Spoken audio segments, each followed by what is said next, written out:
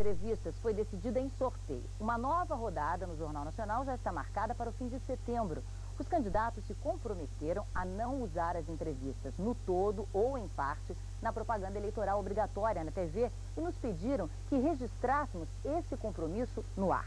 O tempo de cada entrevista aqui no Jornal Nacional será de 10 minutos, com tolerância máxima de 30 segundos. Se o candidato ultrapassar esse tempo, a entrevista será interrompida imediatamente, para não prejudicar os demais candidatos. Hoje a Rede Globo dá início à cobertura dessas eleições. Nós vamos privilegiar sempre o debate de ideias e a discussão de programas de governo. Aqui não se verá a troca de ofensas pessoais ou de acusações. E o motivo é simples. O seu interesse, telespectador, eleitor, não está em saber quem ataca ou acusa melhor o adversário. Você quer saber simplesmente quem está mais preparado para governar o país. Boa noite, então. Vamos à nossa primeira entrevista. Boa noite, candidato da Frente Trabalhista, Ciro Gomes. Boa noite, Fátima. Boa noite, mano. Boa noite. O senhor está se candidatando a um cargo que vai exigir muito poder de negociação com vários setores, mas principalmente com o Congresso Nacional. Como é que o senhor pretende negociar e, ao mesmo tempo, controlar uma fama que o senhor tem de temperamento explosivo ou, como diz normalmente ou popularmente, a fama de pavio curto? Na verdade, isso é muito mais lenda. Eu já fui ministro da Fazenda, já administrei a economia brasileira numa fase crítica de implantação do Plano Real, já fui governador de um estado, que é o 8º estado brasileiro, já fui prefeito de Fortaleza, que é a 5ª maior cidade do Brasil, e todo mundo que fizer um mínimo de pesquisa vai ver que foram momentos de grande paz política. Eu acho que a chance do Brasil está em equilibrar bem uma relação de negociação com mobilização. Porque se você só negociar nos gabinetes fechados de Brasília, a tendência é que o presidente da República acabe refém dos interesses de um setor privilegiado, já organizado e ativo da sociedade brasileira. Se você fizer só o apelo populista às massas, você estará trazendo crises e tensões que não são boas para o país. Então a solução é equilibrar bem mobilização da sociedade, informar a sociedade com o respeito ao Congresso Nacional, que é onde está o santuário da democracia. O senhor sente no ambiente político e mesmo no empresariado brasileiro um clima receptivo a negociações com o senhor? O senhor não enxerga essa imagem que é atribuída ao senhor de uma pessoa de temperamento difícil, como disse a Fátima, o pavio curto? O senhor não enxerga isso no seu comentário? Eu percebo, claro, que há aqui e ali, e na verdade se confunde um pouco o pavio curto com uma certa afirmação. Eu sou um homem de convicções, é bem verdade, eu sou indignado.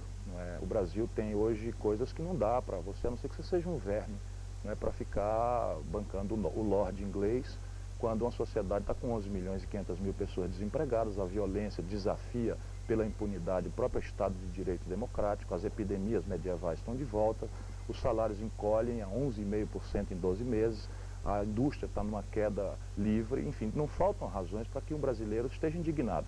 O que eu tenho creio, a capacidade de passar da indignação para realizar soluções concretas. Negociando, como é natural na democracia. O seu grupo político vai completar esse ano 16 anos no poder no estado do Ceará. E nesse período conquistou números muito expressivos, foram conquistas importantes. Eu tenho alguns números aqui, posso citar.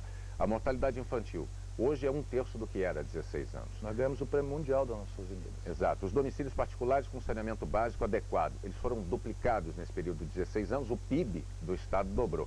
No entanto, o Ceará ainda hoje tem o 5º maior índice de mortalidade infantil do Brasil, o analfabetismo é o 4º mais alto, há problemas. O índice de desenvolvimento humano é o 22º do Brasil. Isso depois de quase 16 anos. Como é que o senhor pretende cumprir todas as promessas que o senhor está fazendo nessa campanha de mudanças radicais da estrutura social brasileira num mandato de apenas 4 anos, candidato? Na verdade, não é o candidato que resolve todos os problemas. Eu não acredito em salvadores da pátria. O que nós precisamos é tomar o rumo certo. O que eu estou propondo ao Brasil não é um conjunto de promessas, é tomar um caminho por onde você começa a resolver os problemas, que é como nós fizemos no Ceará. Eu fui governador 4 anos apenas. Os outros anos todos foram o governador Tasso Gereissati, que é um fenômeno. Com quem o senhor é aliado, alinhado politicamente. Nós somos bons amigos, embora ele seja do PSDB. Não é? Agora, esse projeto lá tomou o Ceará nos estados mais pobres do Brasil. E nós temos, de fato, números relativos muito estimulantes, mas nenhuma ilusão de que você pode estalar o dedo e resolver os problemas do dia para a noite. Mas o senhor usou uma palavra importante, ilusão. O senhor não teme com as promessas que faz gerar uma frustração de expectativas lá na frente, quando terminar o mandato de 4 anos como presidente, o senhor não tiver atingido essas metas todas? Não, mas as metas são muito objetivas. Quem tomar o cuidado de olhar o nosso programa de governo, se você me permitir, os detalhes estão no site ciro23.com.br. Ali a gente fala em tarefas para serem desenvolvidas numa parceria entre Estado, iniciativa privada, sociedade civil organizada, porque não há milagre possível. O que nós precisamos, e dá para prometer, é uma inversão de rumo. É celebrar um novo projeto nacional de desenvolvimento preocupado em devolver ao país uma estratégia de crescimento econômico, enfrentar a miséria de massa e a pior concentração de renda do mundo, recuperar a soberania nacional. Nosso país está hoje vulnerável a ataques da especulação internacional e moralizar a vida pública brasileira. Cada um desses objetivos estratégicos tem metas que podem ser praticadas no curto, no médio e no longo prazo. Candidato, vamos tratar então de um ponto do seu programa, que é a renegociação da dívida interna. Você tem falado muito nisso. Vamos trazer para o mais próximo do nosso público. Quem tem dinheiro aplicado na poupança, quem tem dinheiro aplicado no investimento de renda fixa, essas pessoas vão receber no prazo e com os investimentos combinados antecipadamente? Vão. Quer dizer, podem ficar todos os brasileiros sossegados de que, se tocar a mim o privilégio de servir a esse país como seu presidente, não haverá quebra de contrato, não haverá imposição unilateral de nada. Apenas o Brasil, levando bem para o popular, é um cidadão que ganha R$1.000 por mês e está devendo R$20.000 que vence amanhã. Então isto vai virar SPC, vai virar calote, se de fato nós não conseguirmos uma equação sem quebra de contrato, voltando a dizer, sem imposição, sem unilateralismo, mas uma condição em que você, recelebrando o modelo tributário, redesenhando a matriz de financiamento da Previdência, superando o rombo nas contas externas do país, você tem tranquilamente condição de obter um alongamento negociado, gradual, sem imposição dos prazos e apenas dos prazos de vencimento dessa dívida. Perdão, Sem quebra de contrato de nenhuma natureza. Mas o senhor não quebra contrato no prazo e não quebra contrato no rendimento previamente combinado, no caso de fundo de renda fixa, pré-fixado, como é que se dá essa negociação? O problema é o prazo. Então, veja bem, o atual governo, no modelo que eu considero errado, faz o seguinte: pega os R$1.000 do salário e paga os 20.000 com 1.000. Fica devendo 19.000 e pede por 3 dias 23.000 para pagar o saldo que ficou, a tal rolagem da dívida. Sai de lá sem os 1.000, devendo 23.000 e empurra o problema com a barriga por 3 dias. Quem não tem experiência fala em calote, fala em quebra de contrato. E eu fui o único caso de administrador público brasileiro que pagou 100% da dívida mobiliária do seu estado, quando fui governador do Ceará, com 15 anos de antecedência. O que nós podemos fazer? Premiar voluntariamente o aplicador que queira alongar o prazo com a taxa de juros mais alta. E tensionar também via mercado, sem qualquer tipo de aventura, a taxa de juros de curto prazo para mais baixo. De maneira que você estabelece uma diferença. Quem emprestar por mais longo prazo recebe um pouco mais de prêmio. Agora, o senhor há de compreender que quando se fala em renegociação, isso provoca arrepios em muita gente. Por isso que eu nunca falei a palavra renegociação. Mas ela está contida no seu discurso. Não é renegociação a palavra. Nós propomos um alongamento gradual e negociado dos prazos. Alongamento é um nome, digamos, mais... Não. No mercado, o jargão é Asset Liability Management. Sim, aí nós chegamos a um ponto importante, que é técnico, mas é importante para o público, o telespectador, eleitor. O economista Fábio Giambiadi, ele citou recentemente exemplos de países europeus que passaram por situação muito parecida com a do Brasil em relação àquela proporção da dívida pública e do PIB.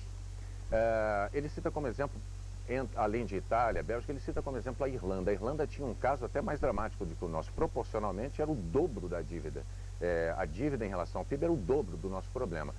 O que fez a Irlanda e o que fizeram esses demais países? Eles investiram no chamado superávit primário. O superávit primário é aquilo, é o que toda dona de casa faz. Ela não pode gastar mais do que ela arrecada. Basicamente é isso. Então esses países estão nesse esforço há muitos anos. Isso é básico. No caso da Irlanda, há 15 anos. Isso é básico. O Brasil... Mas se eles conseguiram driblar esse problema, né? E a dívida que era de 111% do PIB caiu para 30% recentemente na Irlanda, por que o Brasil não pode optar por esse caminho sem falar em alongamento? A questão de alongar o prazo é física.